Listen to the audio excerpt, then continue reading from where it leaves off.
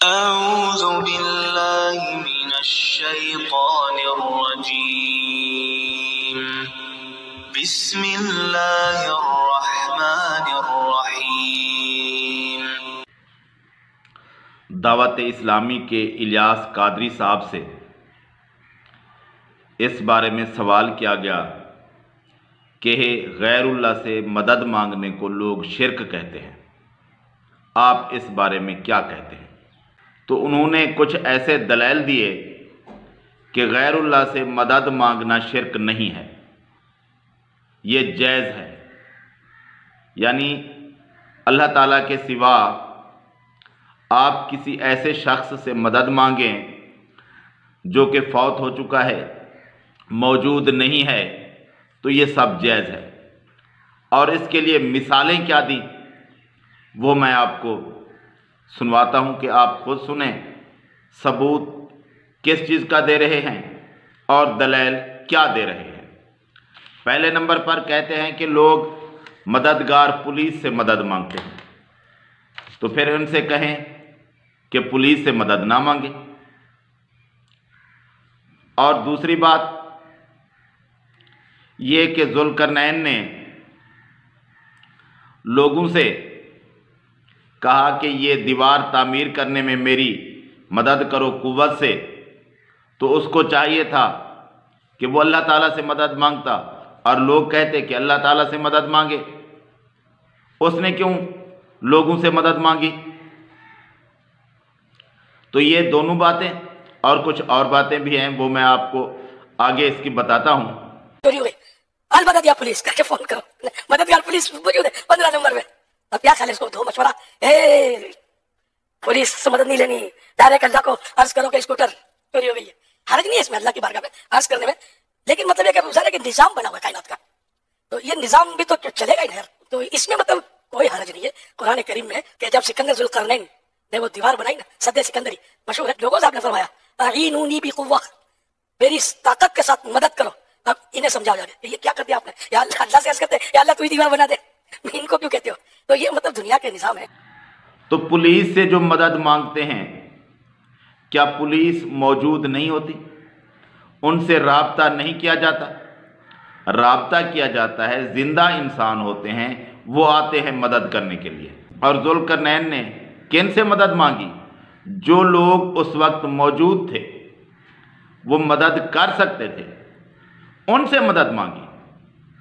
تو نہ پولیس ایسی ہوتی ہے کہ سبب کے علاوہ ہوتی ہے کہ ان سے مدد نہیں لی جا سکتی سامنے، نہ ذوالقرنین نے جن لوگوں سے مدد لی وہ اس وقت فوت ہو چکے تھے، قبروں کے اندر تھے اور ان سے مدد لے آئے تھے، بالکل نہیں، وہ اس وقت موجود تھے۔ ان سے جس طرح مزدور لگایا جاتا ہے یا کوئی ایسے ہی لوگ لگائے جاتے ہیں کسی کام پر، وہ بھی اسی طرح لگے تھے۔ یہ تو نہیں تھا کہ وہ لوگ فوت ہو گئے تھے اور پھر ان سے مدد لی گئی، مردوں سے، یا کسی اور ملک میں بیٹھے تھے اور ان سے مدد لی گئی، یہ بات تو نہیں تھی۔ اور ملک چھوڑ دیں، زندہ تھے نا لوگ، زندہ تھے، ان سے مدد لی، فوت شدہ نہیں تھے۔ آپ ثابت کیا کرنا چاہتے ہیں؟ اپنے فوت شدہ پیروں سے مدد لینا، اور دلائل کیا دے رہے ہیں زندہ لوگوں سے مدد لینے کے؟ اور کہتا ہے کہ ماں دودھ پلاتی ہے بچے کو، اس سے ہی بچے کی پرورش ہوتی ہے، اور باپ مدد کرتا ہے بعد میں بیٹے کی، تو اس طرح وہ بھی مدد کرتا ہے، تو پھر ان سے مدد نہ لی جائے، ماں سے مدد نہ لی جائے، وہ دودھ نہ پلائے، اور باپ سے مدد نہ لی جائے، وہ کام کرتا ہے، اس کو رزق مہیا کرتا ہے، ان سے مدد نہ لی جائے۔ دنیا کے نظام ہے، عالم اسباب ایک دوسرے سے مدد کے بغیر تو کچھ بھی نہیں ہوتا۔ اگر ماں دودھ نہ پلائے تو یوں ڈال دے، کیا خیال ہے بچے کا ہوگا؟ جو ہوگا آپ سمجھتے ہیں۔ تو ماں اس کی مدد کرتی ہے، دودھ پلاتی ہے، پھر تھوڑا سنبھلتا ہے، باپ مدد کرتا ہے، انگلی پکڑ کے چلا کر لے جاتا ہے، پھر اس کی تربیت، تعلیم، غذا، یہ وہ ساری مدد۔ بھائی باپ ماں موجود ہوتے ہیں، وہ مدد کرتے ہیں۔ کبھی ایسا بھی ہوا ہے کہ ماں فوت ہو گئی ہو، دفن کر دی گئی ہو، پھر اس سے کہا گیا ہو کہ آ کر اپنے بچے کو دودھ پلاؤ؟ کبھی سنا ہے کسی فوت شدہ ماں کو قبر کے اندر سے بلایا گیا ہو کہ آؤ اور آ کر اپنے بچے کو دودھ پلاؤ؟ یا باپ مر گیا ہو اور اسے کہا گیا ہو کہ آؤ کماؤ اور اپنے بچوں کا پیٹ پالو، اور وہ قبر سے نکل کر آ گیا ہو اور اپنے بچوں کا پیٹ پالا ہو؟ تو یہ دلائل، اہم کانہ دلائل جو کسی طرح بھی ادھر نہیں جچتے، وہ دے کر کیا ثابت کرنا چاہتے ہیں؟ بھئی اس بات کا کسی نے انکار کیا ہے یا یہ بات نہ سمجھ آنے والی ہے؟ یہ دلائل تو نہیں ہے، یہ تو ٹائم کا ضیاع ہے لوگوں کو جو بے وقوف ہیں ان کو دوبارہ بے وقوف بنانے کے لیے۔ آپ کے پاس کوئی دلیل ہے تو وہ بتائیں۔ پھر کہتا ہے کہ لوگ پھر اعتراض کرتے ہیں کہ غوث پاک سے پھر کیوں مدد مانگتے ہو، اللہ کے نیک لوگوں سے کیوں مدد مانگتے ہو، نبیوں سے کیوں مدد مانگتے ہو؟ اس کے لیے بھئی دلائل ہیں۔ کیا دلائل ہیں؟ اللہ تبارک و تعالیٰ نے قرآن مجید میں کہا ہے کہ شہید زندہ ہیں۔ ایک آدمی بیٹھا ہے، اس کا نمائندہ وہ پھر تلاوت شروع کر دیتا ہے، شہید زندہ ہیں لیکن تمہیں شعور نہیں ہے۔ قرآن کی آیتیں موجود ہیں، ولا تقولوا لمن يقتل في سبيل الله اموات بل احياء ولكن لا تشعرون، کہ جو اللہ کی راہ میں مارے جائیں، شہید ہو جائیں، ان کو مردہ نہ کہو بلکہ وہ زندہ ہیں لیکن تمہیں شعور نہیں ہے۔ بھی اللہ تعالیٰ کہہ رہا ہے کہ تمہیں شعور نہیں ہے، اور تم کہہ رہے ہو کہ ہم ان سے مدد مانگیں گے۔ ان کی زندگی کا جب تمہیں شعور نہیں ہے تو ان سے کیسے تم مدد مانگتے ہو جس کے بارے میں تمہیں کچھ پتہ نہیں؟ اللہ تبارک و تعالیٰ نے یہ بتا دیا۔ یہ ایک لمبی بحث ہے، یہ جو لوگ شہید ہو گئے ہیں، فوت ہو گئے ہیں، ان کی کیا بات ہے، زندگی کیسے ہے، کیا ہے، نہیں ہے، یہ ایک لمبا موضوع ہے۔ صرف ایک دو مختصر مثالیں سمجھنے کے لیے دے دیتا ہوں۔ اللہ تعالیٰ کے پیغمبر سلیمان علیہ السلام فوت ہو گئے، ان کی روح قبض کر لی گئی، اور وہ کام کروا رہے تھے جنات سے، اور وہ اپنے عصا پر ٹیک لگا کر کھڑے تھے اور روح قبض ہو گئی، فوت ہو گئے، اور شیاطین کماتے رہے، جنات کماتے رہے، اور ان کو پتہ کیسے چلا کہ سلیمان علیہ السلام فوت ہو چکے ہیں؟ جب ان کی لکڑی کو گھن لگا اور وہ نیچے گر پڑے، نیچے گرے، جنوں کو پتہ چل گیا اور انہوں نے کام کرنا چھوڑ دیا، اور کہتے ہیں کہ شہید زندہ ہے اس لیے نبی زندہ ہے، سب لوگ زندہ ہیں۔ تو یہ اللہ کا نبی تھا، اور یہاں کوئی معجزے والی بات نہیں ہے کہ دلیل نہ بنے، یہ کوئی معجزہ نہیں تھا۔ اللہ کا نبی فوت ہو گیا، اس کے بعد جب عصا ٹوٹا وہ نیچے آ گئے زمین پر، اور جنوں نے دیکھ لیا کہ وہ فوت ہو چکے ہیں، اور اس کے بعد انہوں نے کام چھوڑ دیا۔ سلیمان علیہ السلام فوت ہوئے تھے، اللہ کے نبی تھے، اور یہ واضح طور پر موجود ہے وہ زندہ نہیں تھے۔ اب نبی زندہ نہیں تھا، یہ واضح دلیل قرآن مجید میں سورہ سبا کے اندر موجود ہے کہ اللہ کا نبی فوت ہونے کے بعد زندہ نہیں تھا، اور یہ کافی عرصہ بعد کی بات ہے کہ ان کی لکڑی کو گھن لگا، وہ ختم ہوئی، اس کے بعد تک جب وہ زمین پر موجود تھے ان کے اندر روح نہیں تھی، وہ زندہ نہیں تھے۔ اور قبر کی زندگی وہ برزخ ہے، ہمارے درمیان آڑ ہے، اس کی ہمیں سمجھ نہیں ہے، اور اس پر بات یہ ایک الگ موضوع ہے۔ اور اسی طرح جتنے بھی لوگ صحابہ نبی صلی اللہ علیہ وآلہ وسلم کے دور میں یا بعد میں شہید ہوتے رہے، کسی کو نہیں دیکھا گیا کہ شہید ہونے کے بعد وہ اٹھ بیٹھا ہو اور اس کے اندر روح ہو اور لوگوں نے اسے دفن کر دیا ہو۔ ایسا کچھ نہیں ہوتا، جو فوت ہو جاتا ہے وہ فوت ہو جاتا ہے۔ شہداء کو اللہ تبارک و تعالیٰ نے قدر و منزلت دی ہے، ان کا رتبہ ہے، اس لیے کہا ہے، اور ان کی ایک جو قبر کی زندگی ہے، ہمارے اور ان کے درمیان پردہ حائل ہے، وہ عقل سے سمجھنے والی بات نہیں ہے، ہمارا ان کے ساتھ کنیکشن ختم ہو گیا ہے۔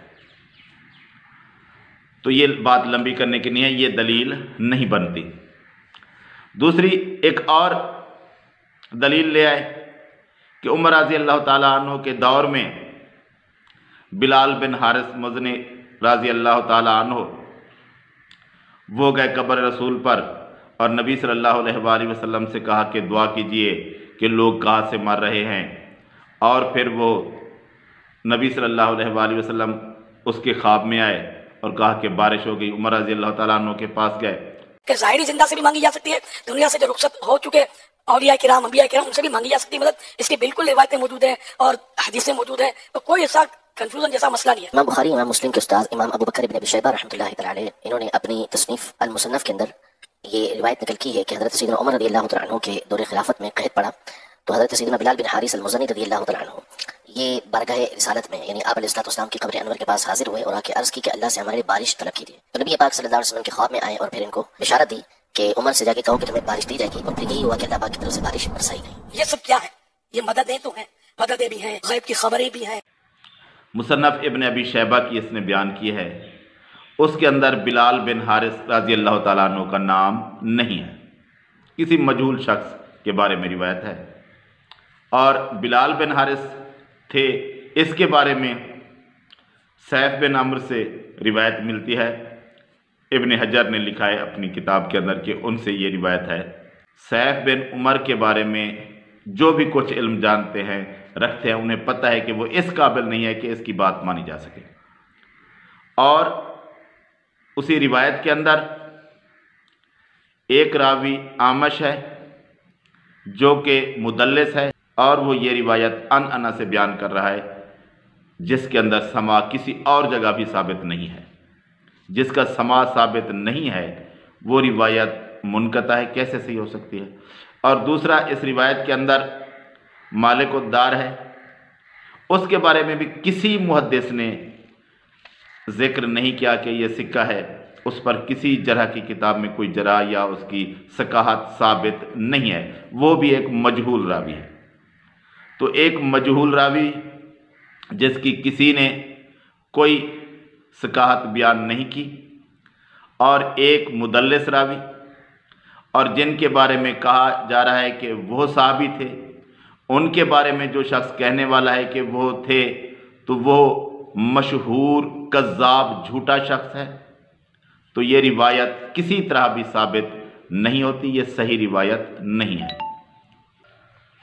تو اس طرح کی باتیں کر کے لوگوں کو شرک پر آمادہ کرنا،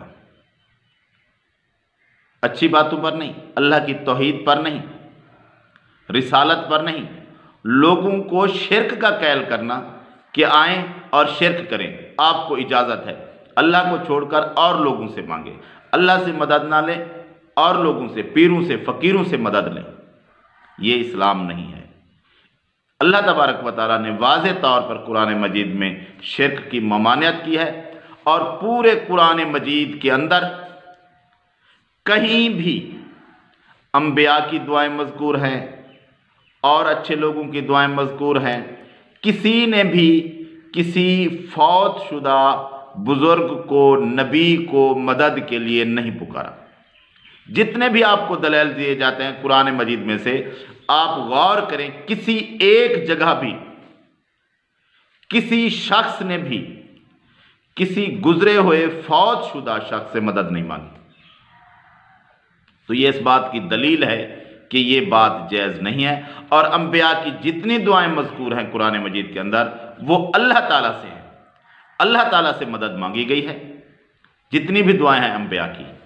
اور اگر کسی شخص نے یا کسی نبی نے کسی کو پکارا ہے تو وہ کسی زندہ شخص کو پکارا ہے، کسی ایسے شخص کو نہیں پکارا جو کہ فوت ہو چکا ہو اور اسے مدد کے لیے بلایا ہو۔ یہ پورے قرآن مجید کے اندر نہیں ہے، اور پورے ذخیرہ احادیث کے اندر کوئی ایک بھی صحیح حدیث اس بارے میں موجود نہیں ہے۔ ہاں، موضوع من گھڑت روایات جو کہ ثابت نہیں ہوتی وہ آپ جتنی چاہیں لے آئیں، لیکن اس بارے میں نہ قرآن مجید کے اندر کوئی آیت ہے نہ کوئی صحیح حدیث ہے۔